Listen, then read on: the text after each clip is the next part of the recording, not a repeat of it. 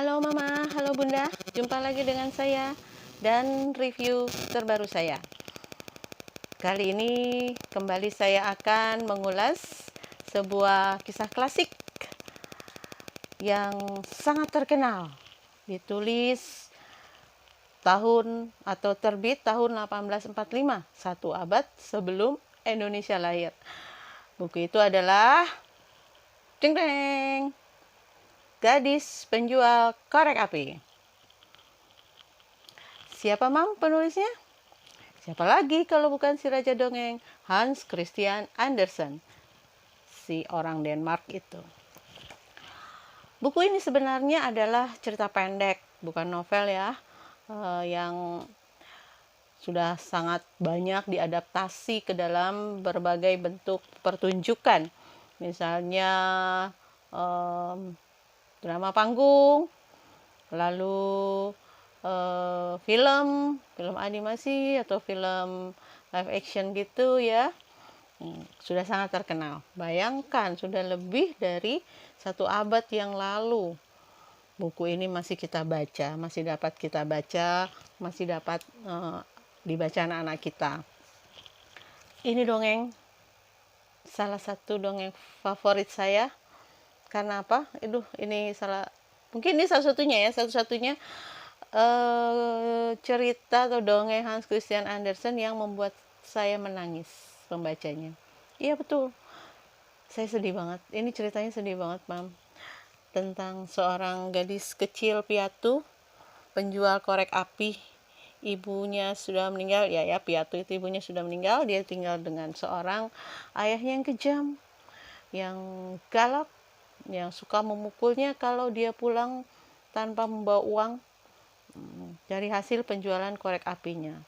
Nah, saat itu ini settingnya pada sebuah malam Natal, malam Kudus yang berderai atau dingin, salju jatuh dengan deras ya di desa anak ini atau di sebuah kota kecil. Anak ini pada malam Natal dia berjualan korek api, dia menjajakan sambil ya berseru-seru, korek api, beli korek apiku tuan nyonya gitu ya. Tapi rupanya orang-orang pada malam itu sangat sibuk dan tidak membutuhkan korek apinya, sehingga sampai tengah malam tidak ada seorang pun yang membeli korek apinya. Si gadis ini sangat ketakutan, dia tidak berani pulang karena dia pasti akan dipukul oleh ayahnya yang jahat itu. Mana pula ya, dia sudah kedinginan, kelaparan, dan ditambah lagi sepatunya hilang. Karena pada saat dia menyeberang jalan, ada sebuah kereta kuda yang ngebut.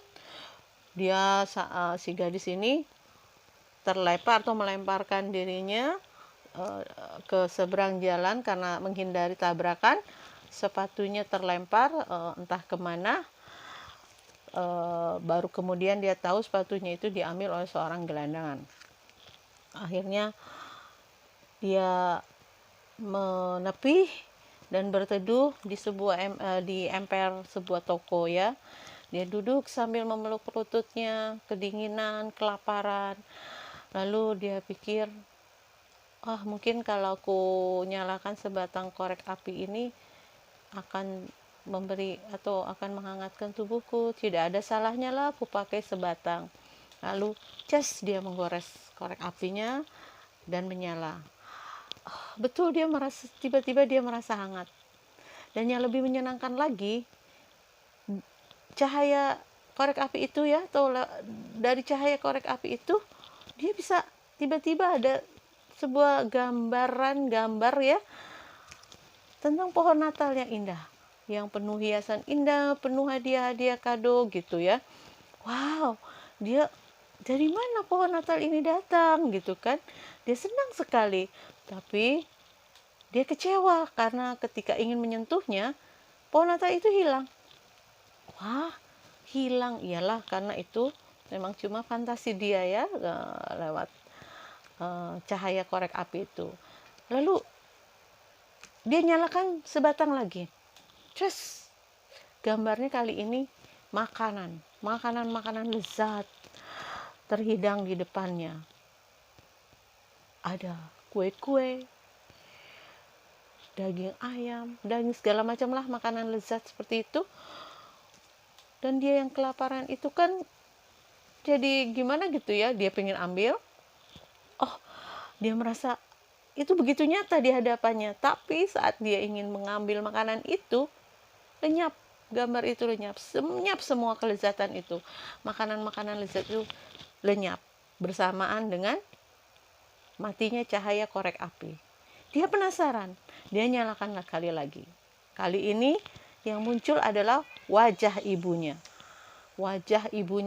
yang sudah meninggal, muncul di depannya dengan sebuah senyum yang sangat dia rindukan, senyum yang menyejukkan hatinya. Dia bahagia karena kerinduannya kepada sang ibu terobati oleh munculnya wajah ibu itu ya, si ibunya. Tapi begitu dia ingin menyentuh si ibu, kembali gambar itu hilang, lenyap. Dia sedih dan tanpa sadar dia menyalakan lagi korek api itu. Dia berharap muncul lagi sebuah gambar yang membuat dia bahagia dan menghangatkan hatinya. Dia nyalakan lagi sambil berharap muncul lagi gambar-gambar indah di hadapannya, sampai korek api terakhirnya yang memunculkan wajah nenek kesayangannya. Dan neneknya ini memang dia cucu kesayangan neneknya juga sudah meninggal, dan neneknya berkata bahwa dia kini ada di surga, dan dia mengajak si gadis untuk bergabung dengannya. Ayolah nak, ayo cucuku yang cantik, ikutlah denganku. Di sini tidak ada lagi penderitaan, tidak ada lagi kedinginan, tidak ada lagi kelaparan. Kau akan berbahagia di sini, kata si nenek. Dan ketika korek api terakhirnya padam, si gadis sudah dibawa terbang oleh neneknya ke surga. Itu artinya apa? Ya, kalau ke surga berarti dia sudah mati, seperti itu. Sedih ya, sedih banget gitu. Keesokan paginya ketika orang-orang ramai ke gereja, mereka mendapati si gadis ini membekuk dalam posisi duduk memeluk lututnya. Tubuhnya beku, berlumur salju, dan dia sudah tidak bernyawa. Kalau sudah begini, siapa yang salah? Gitu ya. Kita nih yang salah kalau seperti itu. Kita tidak peduli ada seorang gadis kecil kelaparan di luar rumah kita. Sementara kita di rumah, makanan berlimpah, tidur dengan selimut yang hangat, perapian yang hangat, ya. Tapi di luar ada seorang gadis yang terpaksa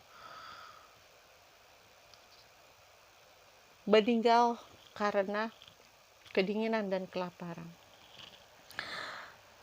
Saya rasa itulah pesan yang ingin disampaikan oleh Hans Christian Andersen lewat kisah gadis penjual korek api ini. Dia menegur kita lewat dongengnya ini bahwa tidak sepatutnya kita cuek atau tidak peduli kepada orang-orang di sekitar kita, terutama tetangga kita ya, yang miskin, yang mungkin kelaparan gitu ya pada malam Natal itu ya, atau malam-malam apalah ini, kebetulan memang Natal. Tanpa kita atau kita pura-pura menutup mata, pura-pura tidak tahu gitu, tidak mau membantu. Misalnya ada tetangga yang sakit, ada tetangga yang kelaparan gitu ya, kan konon ya tetangga adalah saudara kita yang paling dekat gitu. Jadi kalau ada apa-apa juga harusnya memang tetangga ya kan, atau biasanya gitu tetangga kita yang duluan menolong kita sebelum keluarga kita yang jauh. Hans Christian Andersen eh, saya rasa ingin menyampaikan hal tersebut. Nah, ini menurut saya ini agak anomali ya ceritanya. Cerita berlatar belakang atau bersetting Natal biasanya itu penuh kegembiraan, penuh keceriaan, penuh lagu-lagu, warna-warni, pohon Natal, kado, makanan yang lezat, keluarga berkumpul gitu ya, seperti Lebaran. Tapi ini justru yang dia sajikan adalah sebuah kisah yang sedih, yang sangat menyentuh, dan ya itulah saya pertama kali membacanya saya menangis gitu.